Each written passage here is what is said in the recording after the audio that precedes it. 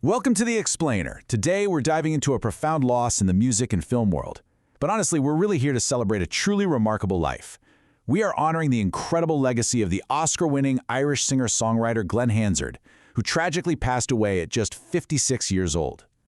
To really grasp the sheer magnitude of his impact, you honestly just have to look at this powerful tribute from U2's frontman Bono. He called him the, quote, voice of the streets, a choir of angels in one man. And he hit the nail right on the head, didn't he? Hansard wasn't just some musician. He was an absolute fixture of Irish culture. He was a storyteller who commanded the attention of global icons, but somehow he always kept his feet firmly planted on the Dublin pavement.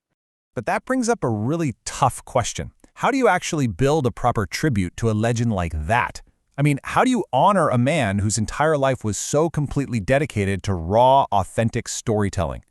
When someone leaves behind this massive, emotional body of work, just stringing together a few photos doesn't really cut it.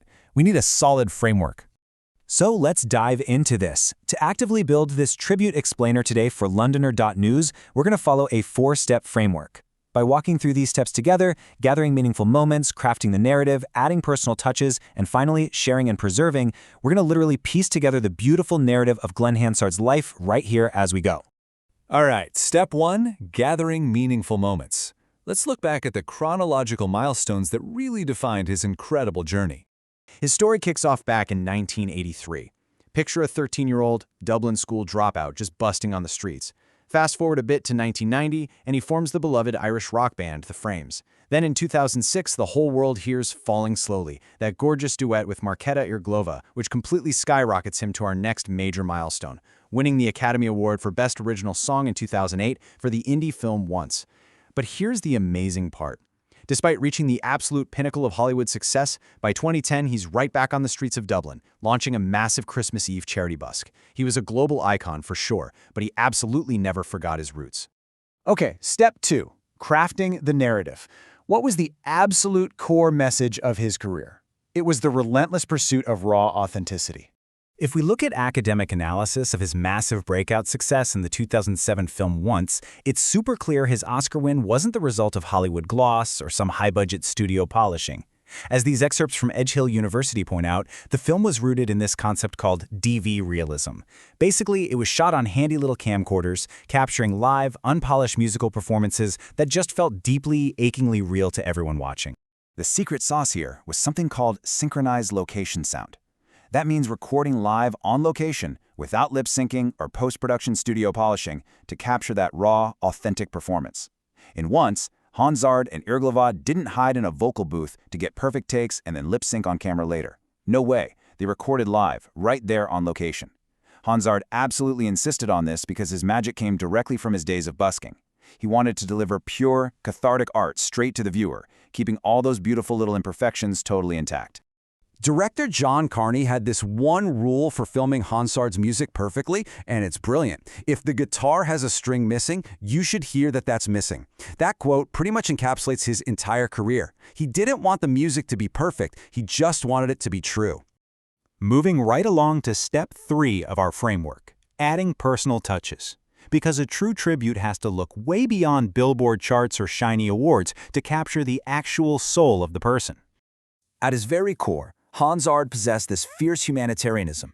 Journalist Victoria Mary Clark noted he was deeply committed to egalitarianism and fighting for the marginalized. And he walked the walk. He didn't just casually raise over €2 million for the Dublin Simon Community Charity, which is mind-blowing on its own. He actively engaged with folks experiencing homelessness on the streets. He literally stopped, checked on them, and just listened to their stories. He was also an incredibly loyal friend, like when he stepped up to organize all the moving musical arrangements for the funeral of the Pogues frontman Shane MacGowan back in 2023. This deep personal integrity earned him immense respect from the highest echelons of the music industry. Just listen to this tribute from Bruce Springsteen. A great musician, a good friend, and a generous and gracious man. Always positive, smiling, and ready to sing. I mean, when the boss says that about you, you know you've made a genuine, lasting mark on the world. And man, as a live performer, his energy was totally unmatched. Fellow musician Amanda Palmer vividly described the sheer, breath-exploding power he brought to the stage, saying, "He strummed the guitar like he was killing something. He shook the audience awake. He never phoned it in." It wasn't just a concert with him. It was a physical, almost spiritual event that left crowds completely spellbound. That unparalleled empathy really fueled everything he touched. Like Victoria Mary Clark points out, he fought for the causes of the oppressed and the underdog because he was genuinely interested in their stories.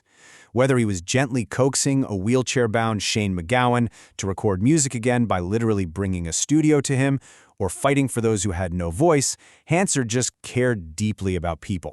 Which brings us to step 4, sharing and preserving. Sadly, this is where we have to face the sobering news of his passing and figure out how we carry his legacy forward.